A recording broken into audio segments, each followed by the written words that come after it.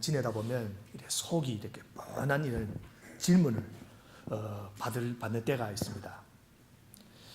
왜 저런 의도로 이야기하는지, 무슨 생각을 하는지 이렇게 뻔하게 보이는 경우, 근데 그와는 달리 또 그 의도를 숨기고 이야기할 때 눈치채지 못하는 그런 경우도 있습니다. 그러나 우리 주님은 그런 인간들의 숨겨진 의도를 다 아십니다. 그래서 인간은 속일 수 있지만 주님은 속일 수 없다. 예수님께서 그동안 여러 사람들이 와서 도전하고 꼬투리를 잡고 그것으로 죽음에 몰아간 그 시도들 있었을 때 예수님이 그들의 생각을 다 아셨을 텐데 그 마음이 어떠셨을까 하고 한번 생각해 봤습니다. 우리도 잘 모를 때는 별 생각이 없지만 뻔히 그 의도가 익힐 때 그 마음이 얼마나 답답하고 화도 나고 또 그렇습니까? 그래서 오늘 본문을 보면 그동안 간결한 질문을 받던 예수님이 이제 거꾸로 질문을 합니다. 그 내용이 41절부터 43절입니다. 우리 41절부터 43절을 함께 읽겠습니다. 시작. 예수께서 그들에게 말씀하셨다. 어떻게 사람들이 그리스도를 다윗의 자손이라고 하느냐? 다윗이 친히 시편에서 말하기를 주님께서 내 주께 말씀하셨다. 내가 내 원수들을 내 발 아래에 굴복시킬 때까지 너는 내 오른쪽에 앉아있어라 하였다. 그래서 이 말씀은 시편 110편 1절의 인용입니다. 그래서 사람들이 그리스도를 다윗의 자손이라고 말하는데 반대로 그 다윗이 그리스도를 가리켜서 내 주라고 했다는 것입니다. 그래서 다윗이 그리스도를 가리켜 내 주라고 했는데 그 그리스도가 어떻게 다윗의 자손이 될 수 있느냐 이런 질문입니다. 그래서 이 질문의 핵심이 무엇인가? 우리는 이것을 알아야 되는 겁니다. 이 질문의 핵심은 그리스도가 누구인지를 바로 알아야 한다 하는 그런 말씀입니다. 그리스도는 단지 다윗의 자손으로 와 있는 그런 인간이 아니라 다윗 이전뿐만 아니라 창세 이전부터 계시는 하나님이시라 하는 이런 말씀입니다. 그는 다윗이 주님으로서 완전한 하나님이시다. 그래서 골로새서 1장 15절부터 16절을 보면 이런 말씀이 있습니다. 골로새서 1장 15절부터 16절입니다. 그 아들은 보이지 않는 하나님의 형상이시요 모든 피조물보다 먼저 나신 분이십니다. 보이지 않는 하나님의 형상이고 모든 피조물보다 먼저 나신 분이다. 만물이 그분 안에서 창조되었습니다. 모든 것이 그분으로 말미암아 창조되었고 그분을 위하여 창조되었습니다. 그분 안에서 창조되었고 그분을 위하여서 창조되었다. 그러니까 이 그분은 당연히 예수 그리스도를 가리킵니다. 여러분, 예수님은 메시아이시고 하나님의 아들이십니다. 그런데 그때 당시 종교 지도자들은 예수님이 하나님의 아들이다 이 사실을 믿지 않았습니다. 사실 지금도 예수님의 신성을 믿지 않으려는 이런 사람들이 이 세상에 많이 있습니다. 그래서 성경에 기록된 많은 내용들을 거부합니다. 그러나 우리가 또 다시 한번 생각해보면 사실 믿음이 없는 사람들, 그런 사람들의 경우에 보게 되면 성경에 우리가 가지고 있는 이런 상식, 그리고 우리가 가지고 있는 지식, 이런 것들을 가지고 사실 성경에 있는 내용들을 믿을 수 있는 내용들이 그렇게 많지 못합니다. 그래서 우리가 사도신경만 봐도 믿기 힘든 내용이 너무 많이 나옵니다. 예수님에 대한 부분만 봐도 성령으로 잉태되었다. 우리가 지식과 상식으로는 어떻게 가능한가? 동정녀 마리아에게 나셨다. 이것도 상식적으로도 말도 안 됩니다. 죽었다, 살아났다. 이것도 우리 상식으로는 이해가 안 됩니다. 그러나 한 가지 질문하겠습니다. 여러분은 우리가 매일 예배 전에, 오늘도 예배했지만 예배 전에 고백하고 있는 이 사도신경의 내용이 정말 믿어지십니까? 아멘이죠. 그러나 사실 여러분, 여러분이 사도신경 내용이 믿어진다는 것이 진짜 기적인 겁니다. 이런 것이 어떻게 믿어집니까? 죽었다 살아났다. 그러나 사실 태초에 하나님이 천지를 창조하셨다. 이 창세기 1장 1절의 말씀만 믿을 수 있으면 나머지 믿지 못할 게 하나도 없습니다. 천지를 창조할 수 있는 능력이 있는 그분이 처녀가 성령을 잉태해서 처녀가 아기를 낳게 하는 것을 왜 못하시겠습니까? 사람을 만들 수 있는 분이 사람이 죽었다 살아나는 것을 왜 할 수 없겠습니까? 아무것도 아닌 겁니다. 그리고 우리가 다시 한번 우리가 지금 상식적으로 지식적으로 믿고 있는 것들을 우리 한번 생각해 보겠습니다. 우리 모두는 학교에서 역사를 배웁니다. 그리고 그 역사 속에 나오는 사건, 인물들이 다 존재했다고 우리는 믿고 있습니다. 그러면 질문입니다. 그 믿는 증거가 무엇인가? 그분들을 만나보셨습니까? 역사 중의 인물들을. 아니면 그들이 말을 들어보셨습니까? 만져보셨습니까? 아닌데도 우리가 다 믿고 있는 겁니다. 무슨 말인가 하면 역사 기록이 있기 때문에 내가 믿기로 결정한 겁니다. 여러 자료 그리고 학자들의 연구를 통해서 그 학자들이 그렇게 연구해 놓았으니까 이것은 틀림없구나 하고 내가 받아들였기 때문에 내가 그렇게 알고 있는 겁니다. 우리 깊은 생각도 없습니다. 그런 게 있다고 우리는 받아들입니다. 사실 그때 당시 역사 기록들을 쭉 보면 아주 짤막한 기록들입니다. 그걸 학자들이 연구를 해서 엄청나게 늙어놓고 해서 지금 우리가 보고 있는 드라마의 인물들을 보게 된 겁니다. 내가 본 것도 아니고 내가 겪은 것도 아닙니다. 그런데 학자들이 그렇다고 연구해 놓으니까 내가 알지도 못하는 그 학자들을 믿기로 결정하고 그것을 사실이라고 내가 받아들인 겁니다. 이 성경도 똑같습니다. 이런 황당무계한 것을 어떻게 믿느냐 할 것이 아니라 성경도 믿을 만한 증거가 너무 많기 때문에 그 사실 하나하나가 믿을 만한 증거이기 때문에 우리는 믿기로 결정하는 겁니다. 그러니까 내가 믿지 못한다. 난 성경 못 믿겠다. 이 말씀은 내가 믿지 않기로 결정한 겁니다. 반대로 믿고 있는 것은 믿기로 결정해서 받아들였다 하는 것을 의미합니다. 그래서 결국 믿음은 우리는 결정이고 하나님이 은혜라고 하는 겁니다. 하나님의 은혜가 아니고는 이 성령님이 감동이 없이는 우리가 성령의 감동으로 씌워진 이 성경을 믿을 수가 없는 겁니다. 우리 44절을 우리 함께 읽겠습니다. 44절입니다. 다윗이 그리스도를 주라고 불렀는데 어떻게 그가 다윗의 자손이 되겠느냐? 그러니까 이 질문을 하시면서 예수님은 그리스도가 다윗의 자손이 될 수 없다고 말하는 것이 아니라 다윗이 주님으로서는 완전한 하나님이시지만 또한 다윗의 자손으로서도 완전한 인간으로 오셨다. 이것을 말씀하는 겁니다. 그래서 예수님은 완전한 하나님인 동시에 완전한 인간이시다. 그러니까 반 인간이고 반 하나님이 아니라 100% 하나님이고 100% 인간이시다. 그래서 이런 부분은 우리가 논리로 설명되지 않는 부분입니다. 믿기로 결정하는 겁니다. 그래서 믿음은 또 신뢰이기 때문에 이해가 가지 않지만 우리 상식으로 이해가 가지 않지만 믿을 만한 분이 이야기해 주니까 그것을 신뢰하는 겁니다. 그러니까 맹목적으로 무조건 믿으라는 것도 아닙니다. 그러나 내게 이해가 되지 않는다고 해서 엉터리는 절대 아니라는 겁니다. 어떻게 인간이 모든 것을 이해할 수 있겠습니까? 모든 지식을 다 가진 사람은 이 세상에 아무도 없습니다.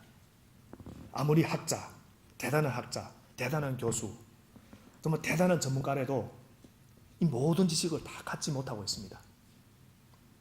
그래서 이 세상 일도 다 이해하지 못하는데 이 하나님 일을 다 이해한다. 이것은 불가능한 것입니다. 그러나 우리는 하나님을 신뢰하기 때문에 그분이 하신 일을 받아들이는 겁니다.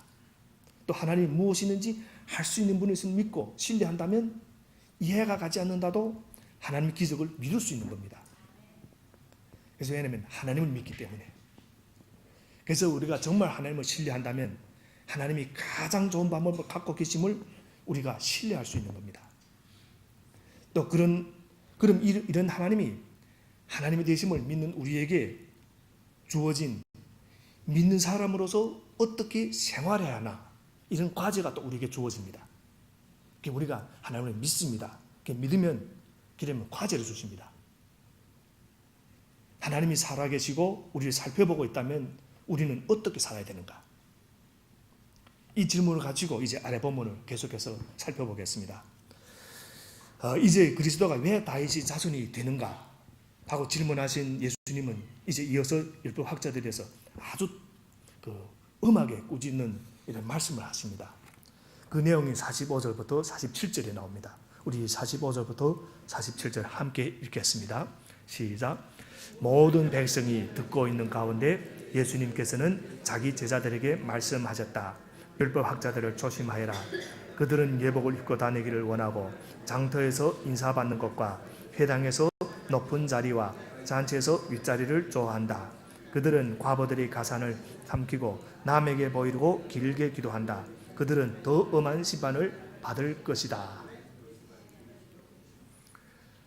이 말씀 보면 그 율법학자들은 세 가지 면에서 잘못을 행하는 자들입니다. 첫째는 대접받고 인정받기를 좋아한다. 그래서 그들은 멋진 옷을 입기를 좋아하고 사람부터 인사를 받기를 좋아한다. 그래서 언제나 남들이 자기를 인정해 주기를 기도하고 기대하고 또 그렇게 되도록 또 행동했습니다. 그래서 아주 높은 자리에만 가고 또 아주 고상하게 이렇게 행동했던 겁니다. 둘째로 이들은 남을 착취하고 해롭게 하는 자들이라. 율법학자는 자기 재산을 불리기 위해서 이제 가난한 과부들을 집을 반강제로 인수하곤 했습니다. 또 그들이 그토록 잘나는 그 구약 율법에 분명히 있는데도, 말씀이 있는데도, 왜냐하면 구약 율법에는 고아와 과부와 나그네를 잘 돌보라 분명히 하나님 말씀하셨는데도 이 율법이 그 도사 전문가들인 그들이 오히려 성경 말씀과 반대가 되는 이런 악한 일들을 행했던 겁니다. 그리고 셋째, 그들은 외식, 즉 위선하는 자들이었습니다. 남들 앞에서 멋있게 보이기 위해서 기도를 오래 했습니다. 그래서 잘 보이는 곳이만 또 기도했습니다. 근데 그때 당시 율법학자들이 긴 옷을 입고 또 시장에서 문안받고 또 회당에서 높은 자리와 잔치 윗자리에 앉는 것은 보통 하는 일이었고 또 사람들 그것이 당연히 그렇게 하는 것을 인정하는 일들이었습니다. 저도 목사지만 어디로 이렇게 가면 어느 자리나 이렇게 좀 성도님들이 일부러 또 어떤 자리를 줍니다. 특별하게 조금 중심적인 자리를 줍니다. 그러니까 그때 당연히 주위에서도 그렇게 돼야 된다 하고 이렇게 주는 겁니다. 그래서 그때 이런 것들이 악한 일이라기보다는 그 당시 율법학자들이면 당연히 그렇게 해야 된다 하고 누구나 생각하던 그런 일들이었습니다. 그런데 우리 다시 한번 생각해 보겠습니다. 지금 사람들이 모여서 즐겁게 이렇게 대화하고 있습니다. 그때 율법학자가 아주 긴 옷을 입고 아주 멋진 그 모습으로 그 자리에 나타납니다. 그러면 그 자리가 대화가 다 끊어지고 다 얼어붙습니다. 다시 말하면 누구 봐도 이 사람은 늘은 영적인 사람이고 하나님을 잘 섬기는 사람들하고 다 인정하는데 이 사람들만 나타나면, 율법학자들만 나타나면 그 자리가 조용해지고 얼어붙고 분위기가 살벌해지는 겁니다. 그러면 이런 것이 우리가 진짜 경건인가? 예를 들면 목사가 어느 자리에 나가면 그 자리가 다 얼어붙고 살벌해지고 그러면 목사가 아무리 멋있게 옷차림하고 아무리 멋있게 기도하고 아무리 멋있게 말씀을 전해도 이것이 진짜 경건인가 하는 이런 말씀과 똑같은 겁니다. 그럼 질문하겠습니다. 하나님께 길게 기도하고 하는 그런 사람이 가난하고 불쌍한 과부의 재산을 착취할 수 있는가? 과부를 착취하는 사람이 또 어떻게 길게 기도할 수 있는가? 사실 이것이 이론상으로는 불가능합니다. 그런데 그때 당시에 실제로 그런 일이 있었고 길게 기도하고 경건한 척하는 사람이 과부들의 재산을 착취했고 그리고 지금도 또 이런 일들이 많이 일어나고 있는 겁니다. 다시 말하면 믿음과 생활이 따로따로인 겁니다. 그러니까 하나님 입으로 말할 때는 너무 경건한데 실제 삶 속에는 전혀 그렇지 않다 하는 것입니다. 오늘 본문에서 예수님이 지적하신 것은 이들이 종교적으로 어떻게 잘못했다고 했다. 그것보다는 그들이 영적인 믿음 생활과 실제 삶이 너무나 다르다 하는 것입니다. 입으로는 하나님 하나님 하면서 믿음이 좋은 체 하는데 실제 생활에서는 전혀 믿음이 사람 같지 않다 하는 것입니다. 입으로는 천국이 좋다 좋다 하면서 믿지 않는 사람보다 더 죽는 것을 무서워합니다. 여러분, 만약 말씀이 우리 생활 속에 살아서 적용되지 않으면 우리도 얼마든지 이렇게 율법학자들처럼 될 수 있다 하는 것입니다. 하나님을 두려워하고 그분 앞에서 자신의 모습을 늘 살피는 것이 아니라, 그러니까 살아있는 하나님을 의식하는 것이 아니라 사람을 두려워하고 사람 앞에 자기가 어떻게 보이는 것만 신경 쓰게 되면 이렇게 위선적이고 외식할 수밖에 없게 된다 하는 말씀입니다. 그래서 교회에서는 다 경건하고 거룩하고 기도와 눈물과 참음이 있고 너무 좋은데 실제 삶에만 나가면 전혀 그렇지 않다면 정말 큰 문제인 겁니다. 하나님을 그렇게 잘 믿는 것 같았지만 실제 생활에서는 누구나 기피하는 그런 인물이 바로 오늘 본문에 등장하는 예수님이 그 책망하셨던 그 바리새인들 율법학자들이었습니다. 그래서 예수님이 그것을 지적하셨고 지금도 그런 사람들이 되어서는 안 된다 하고 우리에게 말씀하고 계시는 겁니다. 내게는 혹시 너 이런 위선적인 모습이 없는가? 내가 그런 사람은 아닌지 늘 자신을 돌아보는 그런 삶이 되어야 하는 것입니다. 그럼 우리는 어떤 사람이 되어야 되는가? 구체적으로 여러분, 하나님을 정말 사랑하는 사람, 하나님을 진짜 신뢰하고 믿는 사람은 실제 삶 속에서 이웃과의 관계에서 그 믿음과 생활이 따로따로가 아니라 함께 나타나게 되어 있습니다. 그럼 오늘은 우리 경로주일이기 때문에 오늘은 부모를 공경하는 이 효에 관한 말씀을 통해서 우리 믿음과 삶에 대해서, 생활에 대해서 말씀이 우리 생활에서 어떻게 구체적으로 적용되는지 좀 더 살펴보고 오늘 말씀을 마치겠습니다. 말씀을 좀 한 구절 더 읽겠습니다. 에베소서 6장 1절부터 3절입니다. 아주 유명한 우리 효에 관한 하나님께 주신 말씀입니다. 에베소서 6장 1절부터 3절입니다. 천천히 찾으셔도 됩니다.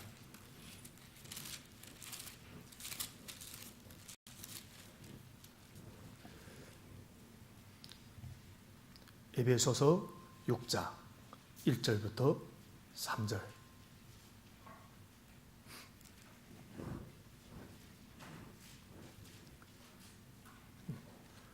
급해하지 마시고 천천히 찾으셔도 됩니다.